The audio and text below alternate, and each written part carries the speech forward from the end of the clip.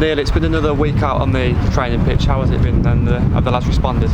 Yeah, I think it's really hard after games you're really flat, especially that game, the way we sort of lost it. It was to be 4-1 down 3 minutes into the second half was really strange, because it didn't feel like that sort of game. But credit to the boys, the response we had for the sort of last 42 minutes of the second half was excellent. They didn't let their heads drop.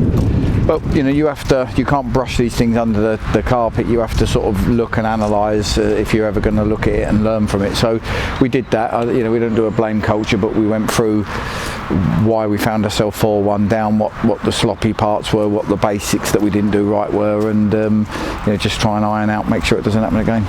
Was that a case of what it was, the basics? We know what went wrong on the weekend, and goals we've conceded, the chances that opposition have had, we've limited them, but they've just taken their chances. Yeah, they took them, but there's loads in the build-up. Their first ones from a throw-in where 3 players go in and neither of them do a job, and they throw it and switch it and run off us and score. I mean, there's loads of things even in the build-up, but even up until the shot, and the shot goes in too easy. So there's a number of things.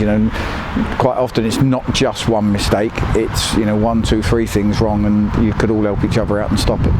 Looking ahead to Aldershot, what sort of test do they pose ahead of tomorrow? I think this stage of the season, the first 10 games, it's really nip and tuck. You've seen, I think Wrexham have drawn 3 games, Notts County have drawn a couple. I know they've gone unbeaten, but it's tight. It's hard to win games. You have to earn the right all the time. But teams have genuinely got, compared to perhaps the end of last season, teams are all fighting to try and build their own momentum. So I think the fact that they haven't won yet has to go out the window, because they're scrapping and they're fighting, and they're the home team. So we've got to go. It's our first away game of the season, which seems strange going into our 4th game.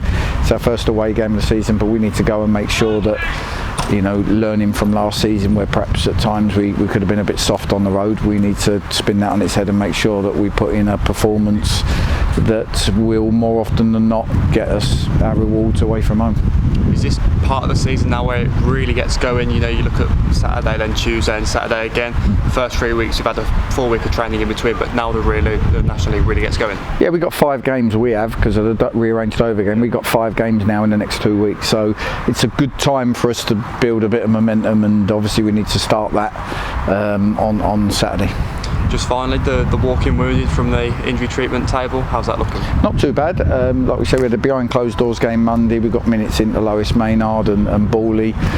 People like Justin Newts played. Runes came back from his injury and played 60 minutes. So they all bring themselves back into the melting pot, which is great. Ozzy, he's just a little bit behind them all, but hopefully, as the next week or 2 goes on, we'll have some good news with him as well.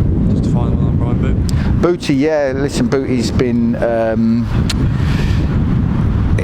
We've had to push him this week, probably earlier than we wanted to do. He said he felt great, so we've given him the opportunity, whereas we thought he might come in back end of the week. We've pushed him in at the start and tried to give him a full week to see if we get any reaction, and he's trained all week and he's fine. So Booty does absolutely 100% come into contention for the game.